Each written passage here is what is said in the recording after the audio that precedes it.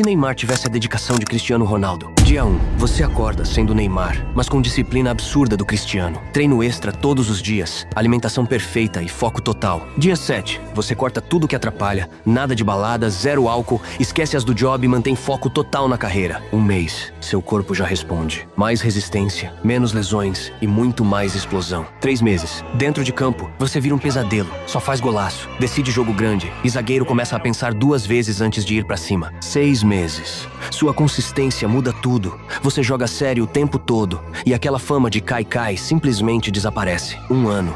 Você entra como favorito ao melhor do mundo. 2 anos. Títulos começam a empilhar. Champions, ligas e prêmios individuais. 5 anos. Você domina o futebol mundial, ganha múltiplas bolas de ouro e vira referência absoluta. No final, Neymar já tinha talento para ser um dos maiores. Com essa disciplina, ele teria praticamente ganho tudo e construído uma das maiores eras da história.